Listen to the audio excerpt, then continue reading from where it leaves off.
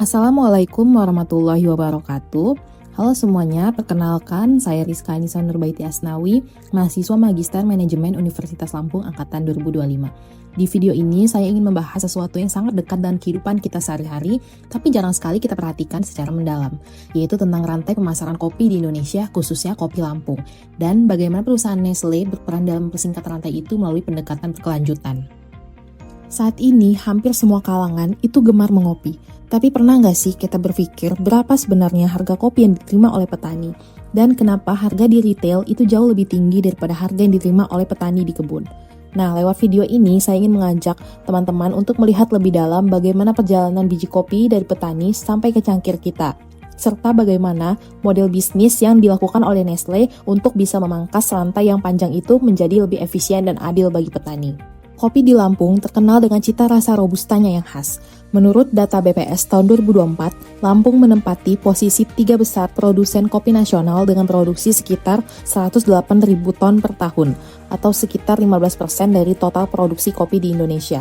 Namun, di balik angka itu, rantai pemasaran kopi di Indonesia termasuk di Lampung itu masih panjang dan tidak efisien.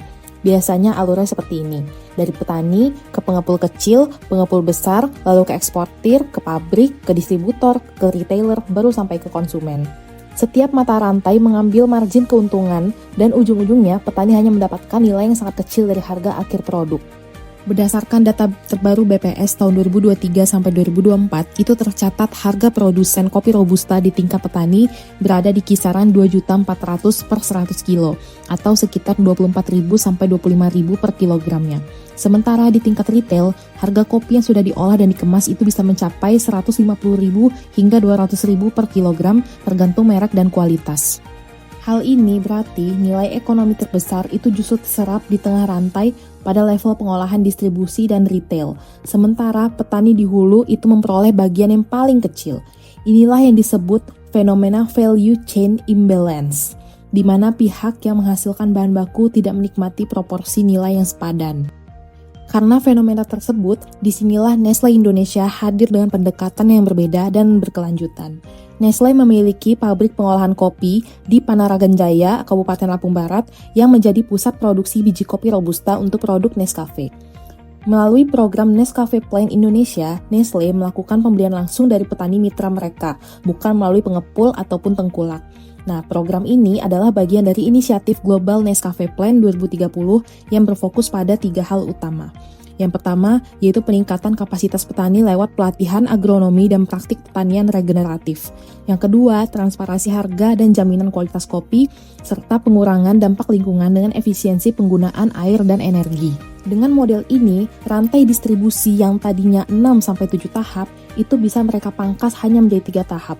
Jadi, dari petani mitra, itu langsung ke Nestle dan langsung ke konsumen melalui produk Nescafe. Nah, hasilnya, petani mendapat harga yang lebih stabil, pendapatan meningkat, dan Nestle memperoleh bahan baku berkualitas tinggi sesuai dengan standar global. Model seperti ini tidak hanya efisien secara ekonomi, tapi juga mendukung keberlanjutan sosial dan lingkungan di wilayah produksi. Lalu kita akan melihat potensi bisnisnya menggunakan analisis TAM, SAM, dan juga SOM. Jadi TAM atau Total Addressable Market itu menggambarkan total pasar kopi nasional. Menurut Asosiasi Eksportir dan Industri Kopi Indonesia atau AEKI tahun 2024, konsumsi kopi Indonesia mencapai 370.000 ton per tahun dengan nilai pasar sekitar 40 triliun per tahun. Kemudian SAM atau Serviceable Available Market merupakan bagian dari pasar yang dapat dijangkau Nestle, yaitu segmen kopi instan dan ready to drink atau RTD. Jadi menurut Euromonitor tahun 2024, segmen ini mencakup sekitar 45% dari total konsumsi kopi senilai 18 triliun. Untuk wilayah Lampung dengan populasi sekitar 4% dari total nasional, nilai SAM-nya kira-kira itu mencapai 720 miliar. Kemudian analisis SOM atau Serviceable Obtainable Market yang merupakan pasar yang benar-benar bisa dikuasai oleh Nestle di Lampung. Jadi jika Nescafe menguasai sekitar 40% pangsa pasar kopi instan, maka nilai SOM-nya berada di kisaran 288 miliar per tahun. Dan angka ini masih bisa tumbuh seiring meningkatnya minat masyarakat terhadap produk berlabel hijau dan eco-friendly. Jika kita lihat lebih dalam, sebenarnya masalah utamanya itu bukan hanya dari rantai pemasaran kopi yang panjang, tapi juga minimnya transparansi, digitalisasi, dan juga keadilan nilai di setiap tahapan rantainya. Padahal, jika dikelola dengan cara yang lebih modern dan kolaboratif, potensi kopi khususnya Indonesia dan Lampung itu bisa jauh lebih besar daripada yang ada sekarang. Nah, sekarang pertanyaannya, gimana caranya biar petani itu bisa dapat lebih untung, lebih adil, dan juga konsumen juga tetap dapat kopi yang berkualitas dan juga bisnisnya tetap berjalan efisien. Nah, menurut saya ada beberapa peluang inovatif dan juga solutif yang sebenarnya bisa dikembangkan baik untuk perusahaan besar seperti Nestle maupun pelaku usaha lokal dan pemerintah daerah. Yang pertama, itu ada digitalisasi rantai nilai kopi. Jadi, jika kita bayangkan seluruh rantai pemasaran kopi yang tadi, mulai dari petani sampai ke retail, itu bisa terhubung lewat platform digital berbasis blockchain ataupun aplikasi traceability. Jadi, nanti melalui QR Code di kemasan, konsumen itu bisa tahu asal kebun kopinya ini dari desa mana, kemudian petaninya siapa, kapan dipanen, dan bagaimana praktik keberlanjutannya. Nah, model ini sudah dilakukan oleh Nestle lewat Nescafe Transparency Label. Dan jika dikembangkan lokal oleh koperasi petani ataupun UMKM, ini bisa meningkatkan kepercayaan pasar sekaligus nilai jual produk kopi di Lampung. Transparansi ini juga bisa mencegah praktik curang dan memastikan semua pihak dapat bagian yang adil. Kemudian yang kedua itu ada koperasi petani modern dan inklusif. Jadi di sini kita bisa memperkuat posisi petani lewat koperasi yang berbasis digital. Karena selama ini masih banyak koperasi yang sifatnya masih tradisional dan tidak punya akses langsung ke pasar besar.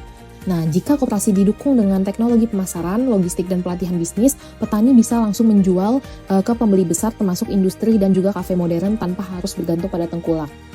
Misalnya, koperasi bisa mengelola pemasaran bersama atau kolektif lewat sistem online, kemudian membuat gudang digital untuk menjaga kualitas biji kopi, dan bahkan bisa menjual langsung lewat marketplace kopi khusus produk Lampung. Dan yang terakhir itu adalah green financing dan juga insentif bisnis hijau.